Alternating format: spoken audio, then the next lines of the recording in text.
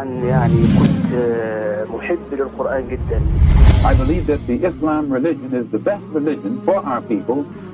إن الإسلام بدا غريبا. إنما دعوة إسلامية. فرأيت النبي عليه الصلاة والسلام. Travel broadens one's scope. Anytime you do any traveling, your scope will be broadened. It doesn't mean you change, you broaden. You were born in Omaha, is that right? Yes, sir. And your family left Omaha when you were, what, 1 year old? I imagine about a year old. And why did they leave Omaha? Well, to my understanding, the Ku Klux Klan burned down one of their homes in Omaha. This, had a lot of Ku Klux this made Klan. your family feel very unhappy, I'm sure. Well, insecure, if not unhappy. In 1948, Malcolm wrote a letter to the leader of the Nation of Islam, seeking counsel. Elijah Muhammad personally responded to Malcolm's letter, advising him to renounce his criminal past, to submit to Allah, and to make an oath that Malcolm would never return to his former lifestyle. This marked the beginning of a friendship between Malcolm and Elijah Muhammad. In 1950, Malcolm had changed his name to Malcolm X. He also began to espouse radical ideas and racially biased worldviews as he became more and more influenced by the false doctrines and teachings of Elijah Muhammad. In August 1952, after Malcolm had served his term in jail and was released on parole, he traveled to Chicago to pay a personal visit to Elijah Muhammad in his own home. By June 1953, he was promoted to the rank of assistant minister. He initially served in a temple in Detroit. Later that year, he established a new temple in Boston, and by March 1954, he established another temple in Philadelphia. Then just 2 months later, he was promoted once more. This time, he was given the leadership of Temple Number 7 in Harlem. Malcolm successfully recruited many supporters and new converts to the Nation of Islam.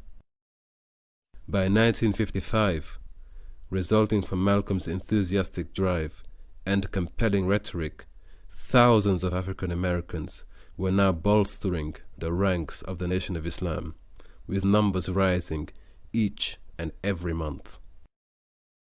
Alarmed by the rapid rise of Malcolm X, the FBI soon opened a file and began to monitor his progress. Malcolm was credited with the organization's dramatic increase in membership, from 500 members to over 45,000 members in a short period of time, during which he was initiated as a minister within the movement.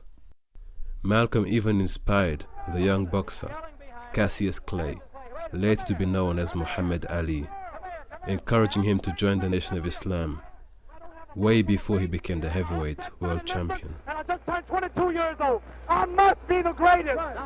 And in June 1963, Malcolm organized and headed the Unity Rally in Harlem, which was one of America's largest civil rights events. Later that year, the New York Times had reported that Malcolm X was now the second most popular speaker in the United States of America. Successful as he was, Malcolm's rising popularity and growing influence began to ruffle a few feathers and provoked some discontent from within the movement. Some members began to suspect that Malcolm was becoming even more influential than their leader, Elijah Muhammad. This jealousy and resentment would be the cause of a major rift between Malcolm X and Elijah Muhammad. On December the 1st, 1963, President Kennedy was assassinated in broad daylight. The nation was in deep mourning. In an interview following the assassination, when asked what his opinions were on the assassination of the president, Malcolm's response was frank and unapologetic. He expressed his opinion that it was a case of chickens coming home to roost. This statement prompted a series of reactions from across America and within the the Nation of Islam itself. Malcolm X was condemned by the Nation of Islam, and he was banned from giving any public lectures for 90 days. Malcolm now found himself isolated, silenced, and abandoned by his own brothers. In March 1964, within a few months of having been silenced, Malcolm X publicly announced his official departure from the Nation of Islam. Malcolm X also expressed an earnest desire to collaborate with other civil rights leaders and groups.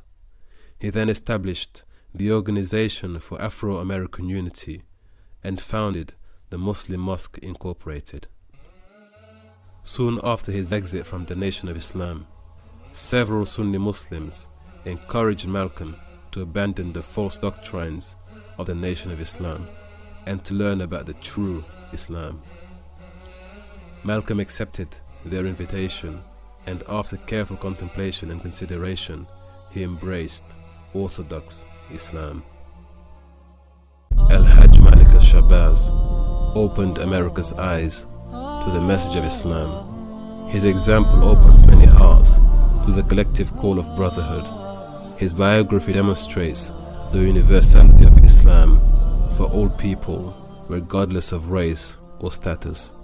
Finally, he rejected racism and embraced racial equality. He submitted himself in humility and dedication before the one and only God.